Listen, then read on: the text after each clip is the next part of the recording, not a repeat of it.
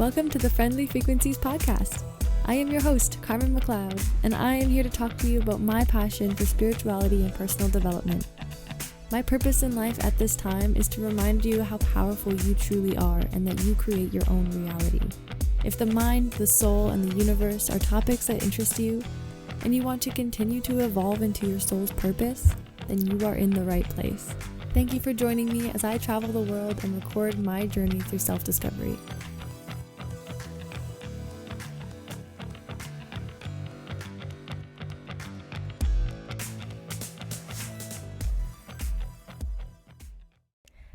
Hello, I'm back with you on this beautiful afternoon. Today I'm going to talk about the Buddhist cleanse that I mentioned last week that I was going to be doing. It was about 5 days ago or so that I did this cleanse, and I'm going to talk about all of the factors that go along with this, and in case you want to do it, and then I'll just tell you what my experience was with it. And if you want to go ahead and try it yourself, I would love to hear about how it goes for you.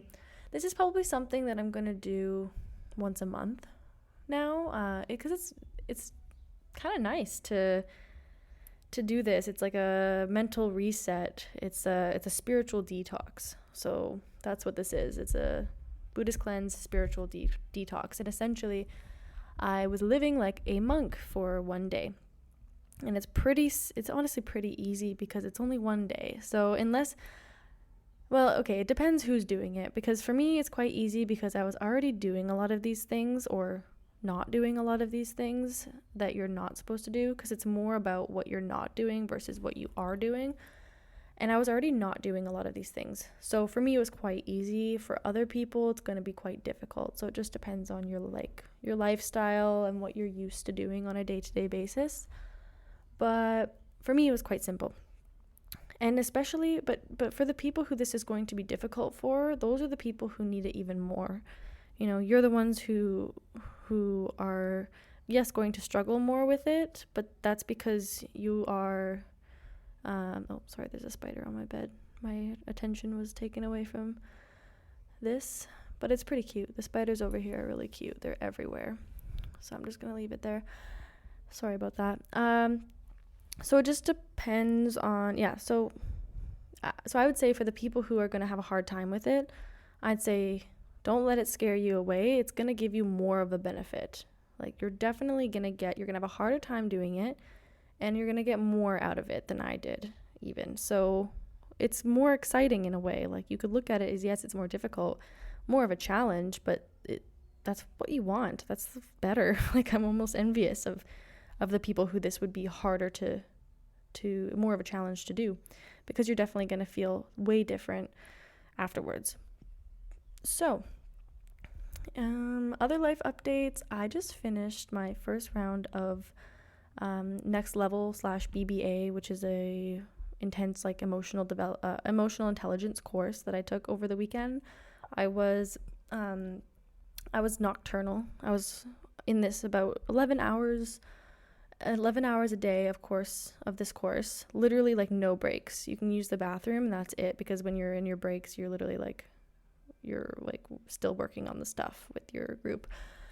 So it was really intense, and it was a lot of fun. And I'm going to do a whole new episode on this next week, so I'm not going to go too far into it, but that's what I've been up to.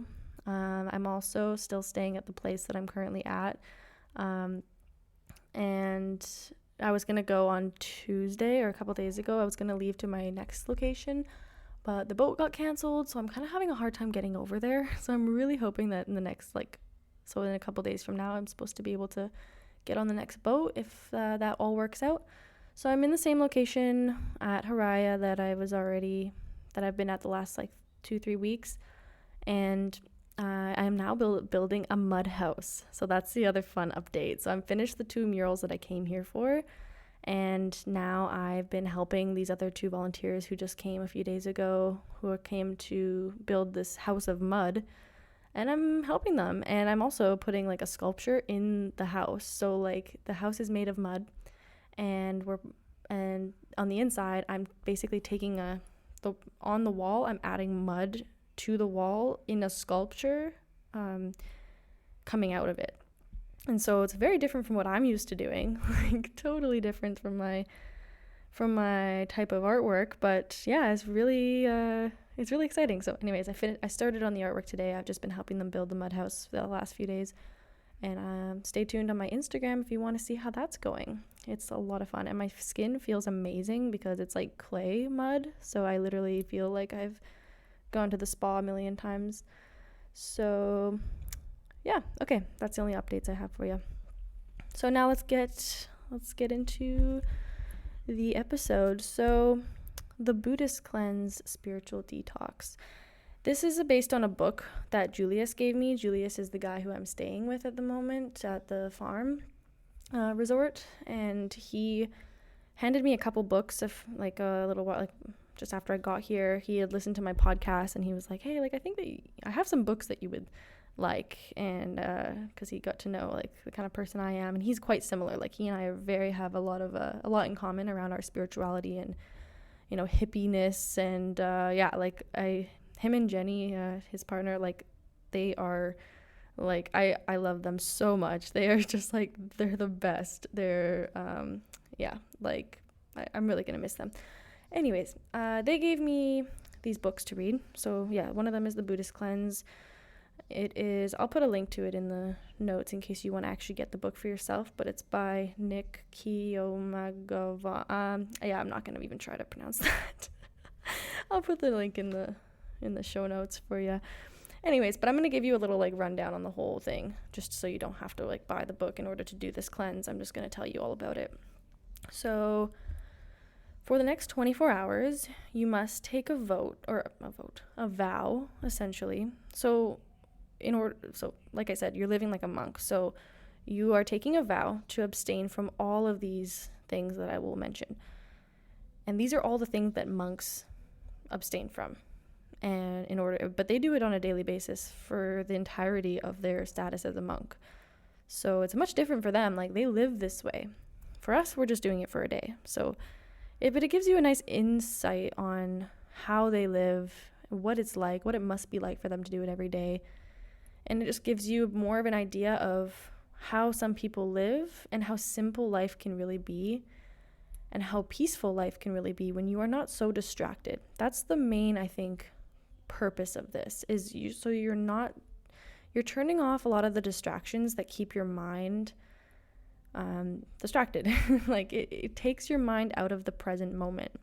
That's the biggest, for me, that's what I got from this the most, is that you are not constantly filling your time with distractions and things to keep your mind occupied. You're actually giving yourself time to just be healthier overall and to be with yourself more.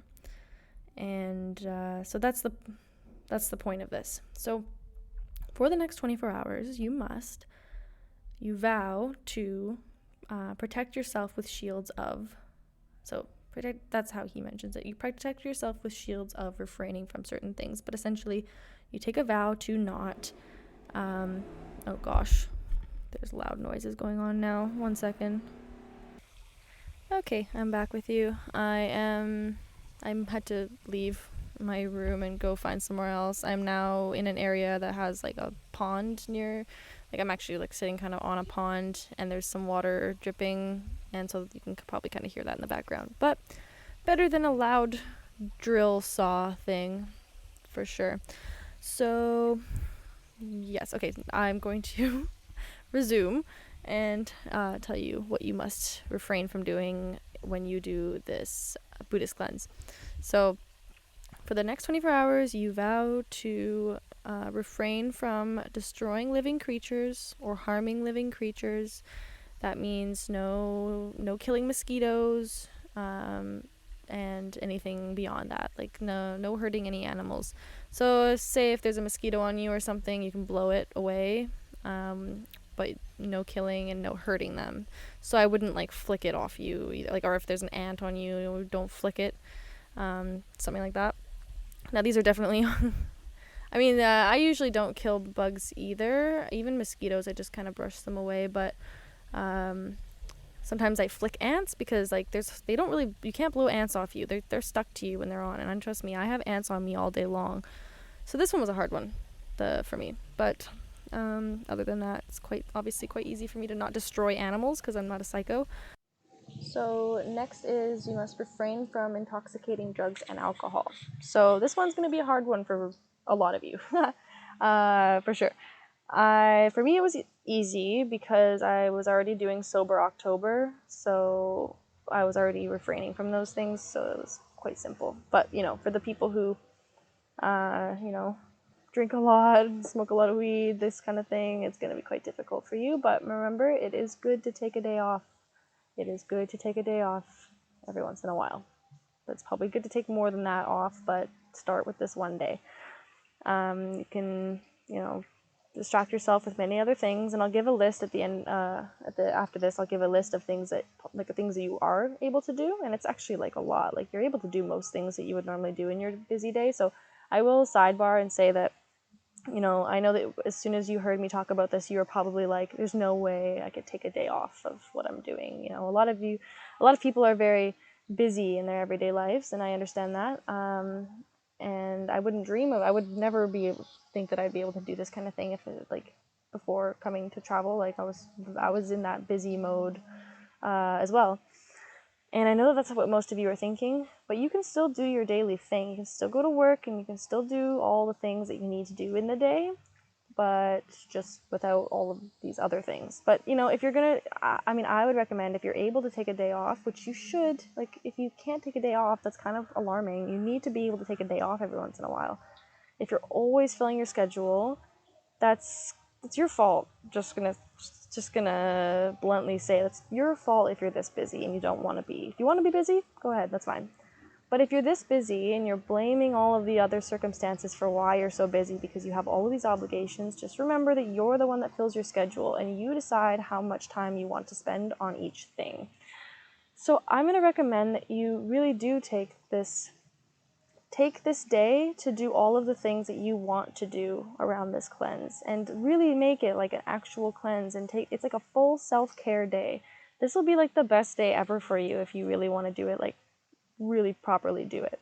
However, if you just really can't, if you can't take a day off, that's all right, no judgment. You can still do your everyday thing. You can still go to work. You can still, do your chores, do your errands. All of this is still possible. So don't discount this cleanse just because you think that you are too busy for it. You can still do it. So, okay, I'll get back on track now. So drugs and alcohol, very self-explanatory. Anything that's not like required for you to take, like prescription-wise. And I would say I don't think for smoking. I can't remember, but I assume. I mean, smoking nicotine is a drug. I'm pretty sure. Yeah, I think so, and I think that you should definitely take a day off smoking as well. Like, can't exactly remember if you mentioned something about smoking, but I'm pretty sure. Oh yeah, actually no smoking. But the one drug that you are allowed, non-prescription wise, is coffee. You can still drink your coffee, or your caffeine, or whatever it is, your tea or your coffee. Just limit it to only maybe 1 cup. Just don't go hard with your caffeine, but you can have your morning cup of coffee and then be good for the rest of the day. But so, and I was kind of surprised even about that because it's still a drug. It's still a mind-altering substance. So I was surprised that that was something that was allowed. But whatever. So I still had a cup of coffee that day, and you still can as well.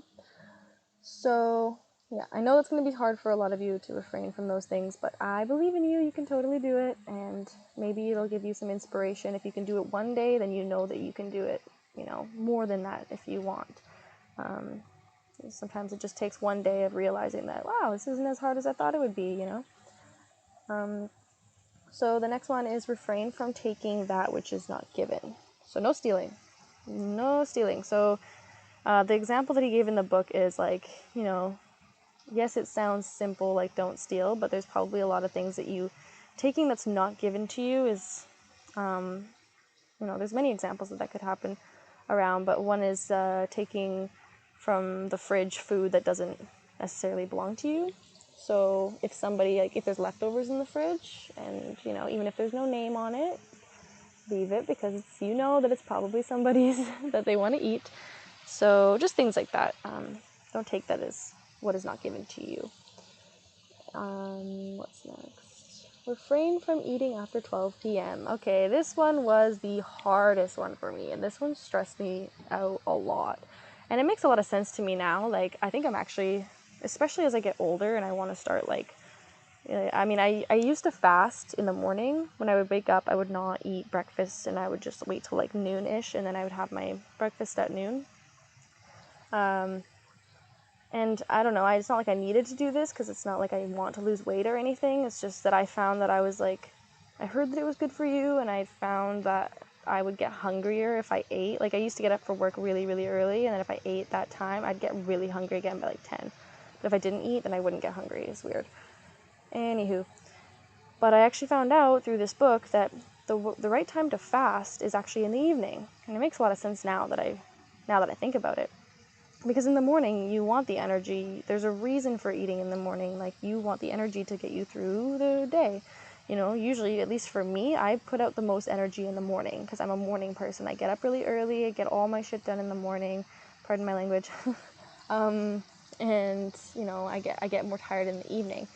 So I am more, for me, I'm kind of got back onto the breakfast train, especially since being here. Like, Filipinos do not let you miss a meal, let me tell you. Like, there's no way that they would not let me eat breakfast, so I didn't even try. Like, they force food on me like it's no tomorrow. So I started eating breakfast again, and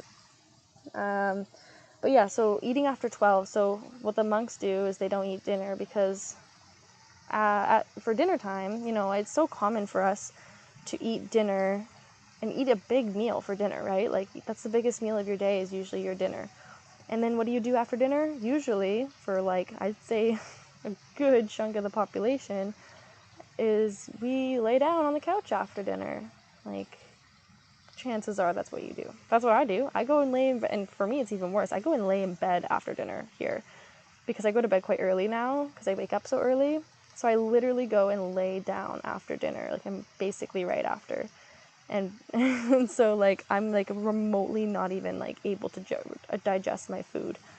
So for me, it's really good to not eat dinner. And that idea scared me so much, because it's so different than fasting in the morning, because I would fast in the morning, but I would have coffee. And so I never really got hungry, because the coffee keeps you not hungry.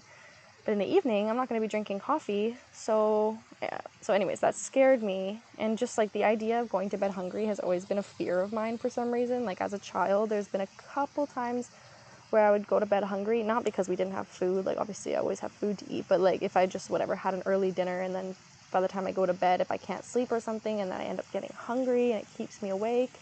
I don't know, I had a couple experiences like that, and it really, like, I don't know, for some reason it's, like, really scary to me. I'm like, so I'm the kind of person that snacks before bed, and, like, has, like, you know, obviously, like, desserts and whatever, but, like, I always eat lots in the evening. And so this was definitely, I know I'm taking way too long to explain this, but this part was the scariest and most stressful part for me, because I was, like, sad, because, like, mealtime's, like, my favorite time of day, especially because I don't, like, smoke or have any, like, substances in my life anymore right now. Like, so whenever, if I'm ever not, like, using any substances that, you know, can be addictive, if I'm just, like, cut off of those, I find that I get more pulled towards food, because naturally, you know, people are usually addicted to something, and with whatever it is. So for me, that's food. Like, food's a huge thing for me, and it's something that, you know, I'm kind of working on. But so anyways, I was quite nervous for this, and it ended up being totally fine, because you are allowed to have juice, water, and even a light smoothie, they said. So, like, I'd say for a smoothie, like, just fruit, nothing, no protein powder, no like, high-fat yogurt, all that stuff. Don't put that in. I'd say for me, I just put fruit and coconut water in it. That's it. And it was basically like juice. It was super runny. It tasted amazing, but but it was like not really a smoothie. It was basically juice. And that's exactly what they're talking about. You can do that. So I knew that should be fine because a smoothie kind of fills you up. But anyways, for some reason, I was just so, like, I couldn't get out of my head, like, around, the afternoon. I was just thinking about how much I'm sad that I can't have dinner because I just love to eat. So, sorry for the long explanation of that. But anyways, that was the hardest part for me, was no dinner. But just know that if I can do it, you can do it. Like, trust me. And I was actually totally fine. And I was able to digest. I was able to have an actual clean tummy going to bed. Like, I've never experienced that. I've never not had dinner in my life. And just thinking that every single night, basically, my body is not digesting my food, and then I go to sleep, that I've been doing this my entire life, and you probably have too. Like, it's crazy. It's not good for you. And especially if you're trying to lose weight, I would highly recommend just giving this a try. I don't know. It might work for you. So next is refrain from all sexual activity. Once again, this was not hard for me because I was already doing that. So yeah, no, this was not difficult, but for some people, obviously, it might be. But yeah, so next is, and I guess I'll clarify, like all sexual activity. So I probably don't need to explain everything that you can't do, but anything sexual with yourself, with another person, like, it's pretty self-explanatory, but nothing like that.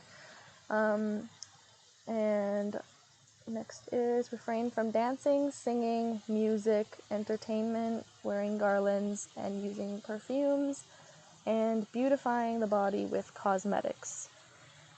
Okay, that's a long one, and that one I also didn't like. That was also the hardest one for me. Not all of those, because obviously, like, haven't worn makeup in freaking ever.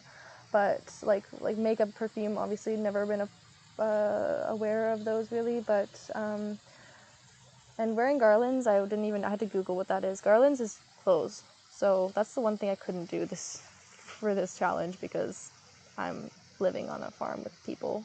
And maybe if it was a few years ago, because these guys told me that this used to be a hippie commune, and I'm like so sad that I got, like, as much as I love it here now, I'm like, damn, I'm too late. Like, this place used to be literally a commune, and they just used to just do acid and chill and do yoga and walk around naked. So if I had gotten here when I should have got here, which is a couple years ago, then I probably could have participated in that, but I couldn't. So there's way too many men here that are in love with me on the farm for me to be walking around naked, let's just say. So I couldn't do that part. Dancing, singing, music, entertainment. These are, you might make you think twice. Like, why would I abstain from these things? They all make me happy. Like, they're all good for you, right? Of course, dancing, singing, all of that. Like, dancing and singing especially, and music are all, like, really good for you. Yes, but the point is there's still distractions from the internal world of you, I guess. So when you're, walking down the street and you're singing, your body or your mind is focused on the singing, and it's not left to be silent.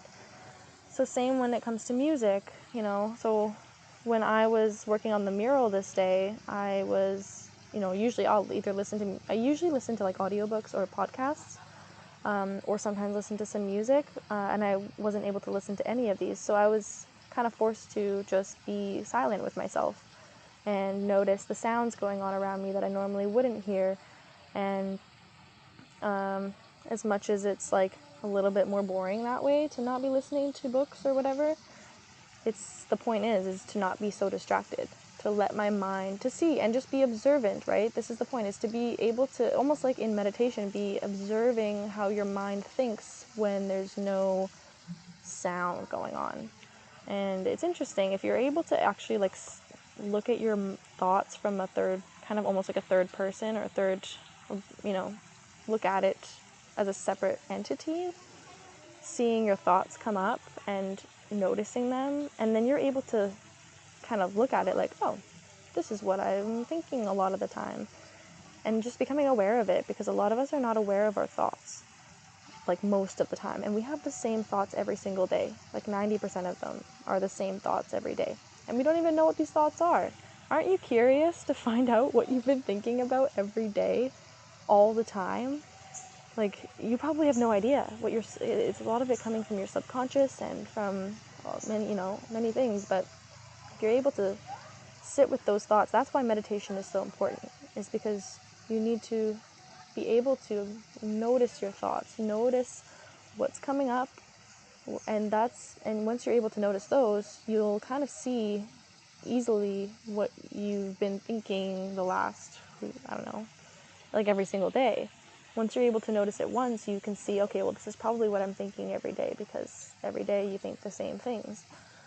So that's the point of this rule, right, is no distractions. So entertainment, of course, you don't want to be watching TV on your Buddhist cleanse day. Like, that completely takes away from the whole experience and distracts you from what's really important, which is time with yourself, right? So let's see. Singing. So yeah, I found singing kind of hard because, I'd get a song in my head, and then I'm like, oh wait, but I can't play music. Is it cheating if I listen to a song in my head? And then one of my favorite songs comes on, and I'm like, oh, wanting to sing it out loud, and I actually caught myself a couple times singing it out loud, which I didn't think that I would have a problem with this, but I actually did. So, anyways, so that one was a little bit hard, but not so much, not so bad. Next is refraining from false speech, so no lying. And that can be, plain white lies or big lies, any kind of lies. So be truthful always. And, and if something comes up where, I know that sometimes lying can be necessary to prevent, hurting someone's feelings or whatever, but, the rule is no false speech. So however you got to do it, don't be an a-hole, obviously, but try, do your best to not lie. And that doesn't mean you have to tell the entire truth. It just means no false speech. So that's just what I think. So that one was fine, I think, for me. Refraining from lying on a high or sleep. Oh, and this is the last one, by the way. Refrain from lying on high or luxurious sleeping place. I don't think I wrote that properly. That was not good English whatsoever. Anyways, no sleeping on your bed, basically. So you can sleep on you sleep on the floor, and you can put like little tiny cushions, like if you have a mat, like a couple yoga mats maybe, or you can take some quilts or some big blankets and like throw them on the ground. That's good too. You don't have to sleep on the rock hard floor, but the point is to not be on your bed, because usually your bed will be high up off the ground, and it's usually fairly comfortable, especially in the Western world. It's quite comfortable. So yes, so no sleeping in your bed. And for me, I just took the mattress off of the bunk bed that I'm staying on and put it on the floor, because the mattresses out here are quite hard, so it's like it's simple enough, and that I feel like that counted. But yeah, so for you guys in the Western world, you guys have way comfier beds than they do in Southeast Asia, so you're probably gonna have to go on the floor. This is not as bad as you think. Like, laying on your back, if you're able to fall asleep on your back, then it's totally fine. You're not gonna want to sleep on your side for this, though. And there you have it. There is your, however many rules that is. I think that's like about 8 rules. 1, 2, 3, 4, 5, 6, 7, 8. Yep, that's your 8 rules, your 8 shields to protect you from, well, I can't even say what you're protecting you from, but that's just how they say it. But there's your 8 rules that you need to follow when you do this Buddhist cleanse. And yeah, just give it a try. It's one day, and you're probably going to feel like $1 million after. You could use a break from all of these things. I know you can, because these are things that take up your entire, like, every single day of your life, most people.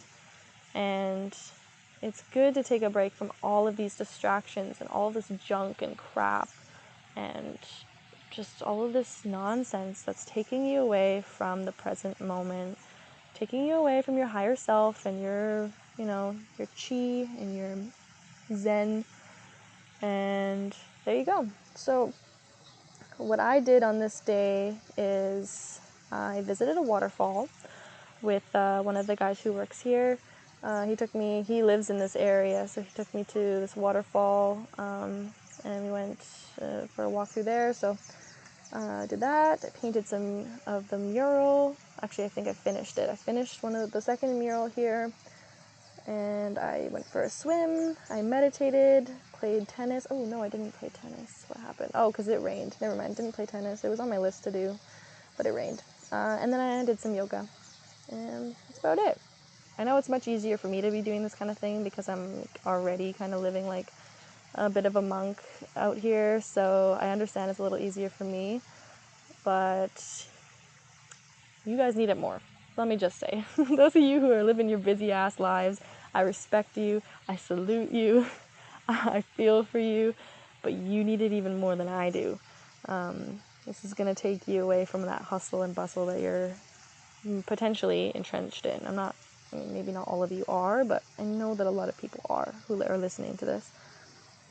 So yeah, like I said, the most difficult thing for me was the no dinner and denying food. Oh, I forgot about this. I was offered. Oh, it's so sad. I wish I didn't even write this down because I forgot. I was offered this amazing like dessert. It is a deep fried banana that's like wrapped in pastry. Yeah, and deep fried. It has chocolate on it. I had this once without the chocolate the week before, and it was the best thing I've ever had. And then someone offered it to me, of course, the night that I can't eat after 12, and I had to say no. I said no, and I gave it to someone else. That was rough. That was really hard for me, but I did it. And then no singing. Surprisingly, no singing was also the hardest part for me because I never noticed how much I actually do sing on my day-to-day life. So there's my experience for that, and like I said, it's not so different from what I'm used to right now. So like I can't say that I've felt completely different the next day. It was more just like it felt really nice to do. Like it felt I felt like a sense of accomplishment, and I felt proud of myself, and yeah. Like, it's not like I felt like a radical change in my being after, but I feel like this is the kind of thing that could totally, like, make you feel, the way you do after any other detox, almost completely refreshed, you're thinking clearly, more energy, all of these things. I mean, I've never done a cleanse before, to be honest, but I feel like those are what you'd get from any other cleanse. And just like emotionally, spiritually, physically, all of these things I feel like you would get from doing this. So I highly recommend it. And I'm just going to read you a list. I don't know if I'll read the entire list, but I'll read you quite a few things that you can participate in on these days. So if you want to do it full out,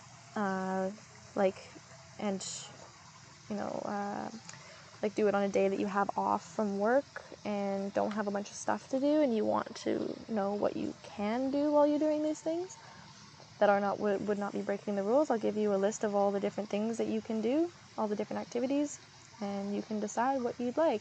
So you can write these down if you want, as I mention them, anything that you think you might want to do. Okay, so meditate, pray, read.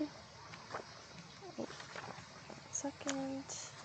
And when I say and reading, I'm going to recommend, and he also recommends in the book, like self-development, personal development books or spiritual books, which that's all I read anyways, but I don't know what you like, so I wouldn't recommend reading like a horror novel or drama or anything like things that make you kind of feel good and rejuvenated.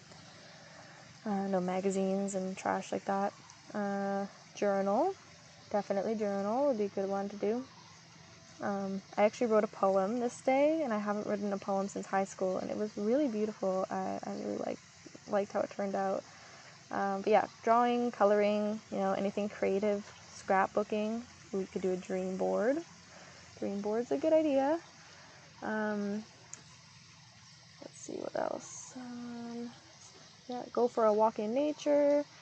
Try doing it barefoot if you can, because earthing. get the energy from the earth running through your body. Spend time in nature, paint, play with clay or Play-Doh, take photos, knit, go people watching, go for a bike ride, do yoga, exercise, stretch, go for a swim, cook a new recipe, take a cooking class, write or read poetry, gardening, trimming your nails, volunteering or community service, making jewelry, getting a massage, or going for a spa day. 1 second. Picnic, go for a hike, get ice cream, call family or friends. I'm sure there's family or friends that you should be calling right now that you're kind of avoiding. I know that I go through this like every day where I'm like, I don't want to call people, but I do want to see how everyone's doing. Spend time with your family or friends, take a bath, make coffee or tea, put on a face mask, sleep in, take a nap, take your kids to grandma or grandpa's house. I'm not sure if any of you guys have kids. I don't know who's listening to this. Just go to your favorite place, go to the park, play with your pets, shave your legs, do nothing. I'm gonna suggest doing nothing as one of the things that you do that day, because I feel like that kind of emphasizes the point of this. Do nothing. Spend some time, and that's basically meditating, is doing nothing. Do nothing and do nothing with your mind. So doing nothing is one thing, and then meditating is when you're doing nothing and you're kind of also doing nothing in your brain. So I guess there's a difference. You could do nothing but also be quietly contemplating things in your head. That's also fine. But I'd recommend some meditation as well. Go to a botanical garden, craft projects, take a ride around town, grocery shopping, donate clothes, organize your finances. So we're kind of getting into more of the now, those were kind of the first half of this is things that you may want to do, hobbies or creative things or kind of fun things to do. Now we're getting into more of the things that you may need to do, like errands that you may need to run, or things that might be on your to-do list that you can still do while you're doing your Buddhist cleanse if you'd like. So donate clothes, organize your finances, pay your bills, have a garage sale, create a vision board. I already said that one. Write a letter, do laundry, get a haircut, write affirmations, write goals, write plans of action, digital detox. I'm going to recommend, I also did this on my detox day, digital detox. I didn't go on any, I didn't 100% stay away from my phone. I needed it sometimes for different, little things, and I can't really remember exactly, if I had to text, like Julius, the guy who owns this place for, around work and stuff, but I didn't go on any social media this day. This was actually a day that I had to post about my podcast, and I never did, so I waited till a day late to post about it, just because I wanted to honor that I decided I wasn't going to touch any social media.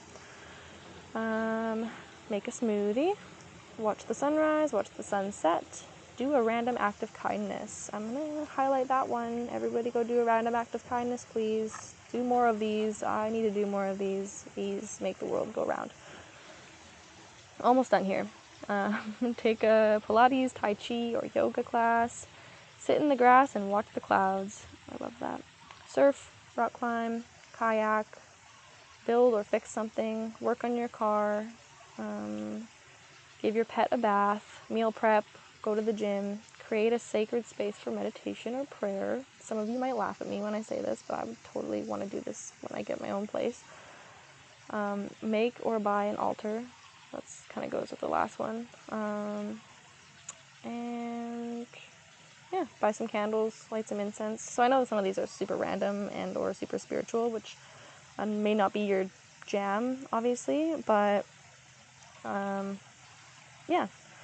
I'm sure there's something in your house you can clean, and this guy, Nick, the guy who writes this book, does a whole chapter on cleaning. He's recommends cleaning, because this is a great day to just clean. And I'm sure that you have lots of that you can do, and it just kind of gives you a nice time to be able to do that. So there you have it. I have nothing more to tell you about the spiritual detox. I just realized that I should probably just read you the back of the book before I let you go. I could have done this in the beginnings to give you a better idea of the detox, but I'm going to read the back of the book to you just so you're 100% clear about what this is all about. So, yes, detox your life and live like a monk for 24 hours. As a Buddhist monk and psychotherapist with over 10 years of experience in the mental health field, Nick, blah, blah, blah, I'm not going to say his last name because I can't. That's so long. Has packaged ancient wisdom into a simple, relatable, and above all practical guide to shift your life in 24 hours. Whether you are looking to deepen your existing spiritual practice, break out of the monotony of stale daily routine, or undergo a full-on life reset, the Buddhist cleanse will help you integrate the change you seek. Flush your old patterns, slow down for 24 hours, discover your balance, make space for the life you want to live but can't find time for. Based on a Buddhist framework that remains as relevant and effective today as it was 2,500 plus years ago, the one-day spiritual detox will walk you through the steps to jumpstart the process of change in your life. But don't take our word for it. Come try it and see it for yourself. So that's the description on the back of the book. I just wanted to read it out to you because it paints a nicer picture than I did, I guess, on the different reasons why you would do this cleanse. And there you go. So if this is something that appeals to you, I recommend it for sure. Give it a try, and it may become something that you want to do more often, once a week, once a month, once a year, whatever it is. I'm going to start doing this once a month, I believe. I think once a month sounds nice. And there you go. All right. Everybody enjoy, and please leave me a review on Spotify or iTunes or wherever else you're listening to this. I would really appreciate it. iTunes is a great one. I think that's the most important one, but if you want to do if you want to be a bit lazier about it, you could just go onto Spotify and just give me a little 5 or whatever. It doesn't have to be 5 stars, but of course it would be because I'm amazing, right? No, whatever stars, doesn't matter. I just want to get some reviews going, and yeah, please do that so that I can get this out to more people. And okay, love you all. I'll talk to you next week.